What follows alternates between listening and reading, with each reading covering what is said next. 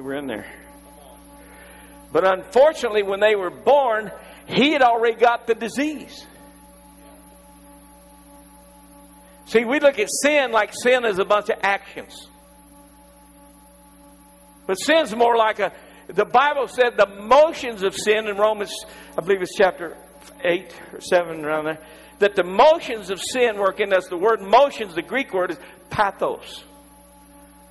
You're a pathologist. You study the route of diseases and so forth and things like that. So it's a study of that sort of thing. Sin is a disease. It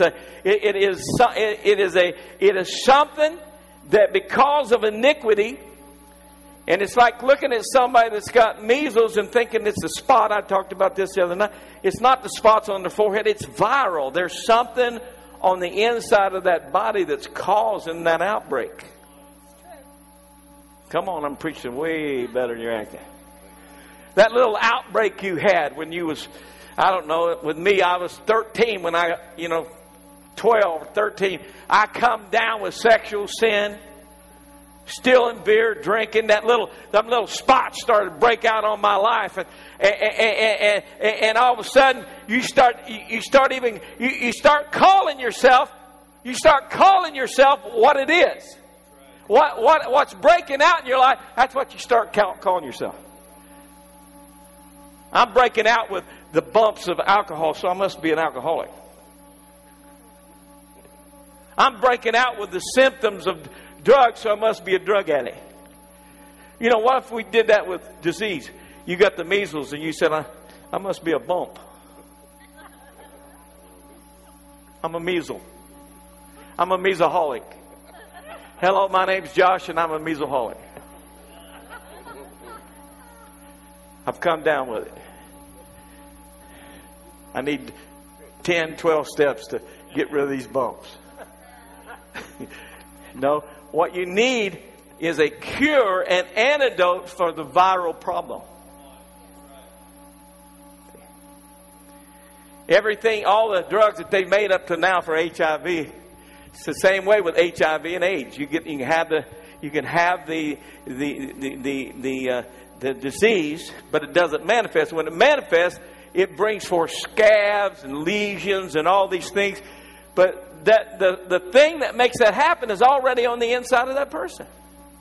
When they receive HIV, it's their immune deficiency. It finally breaks down. Well, I want to challenge you tonight that that's the way it is with sin. You were not born a drug addict. And if all I ever treat is the spots in your life to try to get you, well, here's what we need to do. We need to take whiskey out of your life and you're going to be okay. I take whiskey completely out of your life, you're still going to be crazy. Why? You're still going to have the effects of sin working in your mortal body if the same John only gets sober. He's just a sober drunk. He's a sober sinner. And I don't now, nor have I ever promoted that this place is just a place to get people off dope. Come on, man. I'd jump off a bridge myself if I thought I've spent 30 years trying to get you to stop smoking and doing dope. Man, I'm not trying to get you to stop. I'm trying to get you to start something that will cure an incurable disease, and that the power of God will go down on the inside. And when you finally get delivered, you won't just get delivered into a job and a new car, but we're going to be standing on streets that are made out of gold, being surrounded by angels and having our name written down in heaven. Hallelujah. Not some superficial natural fix, but something that happens that when you take this antidote, it's freaky. It really is. How many know the cross was freaky? You know, Jesus knew his whole experience, how he was going to die. But man, when it finally come to that garden place, he started crying out, Lord, if there's any other way, come on, can we talk this over? Father, if there is any other way, let this cup pass from me. Let's do it another way. One of the greatest words in the Bible is found in the book of Matthew, chapter 26.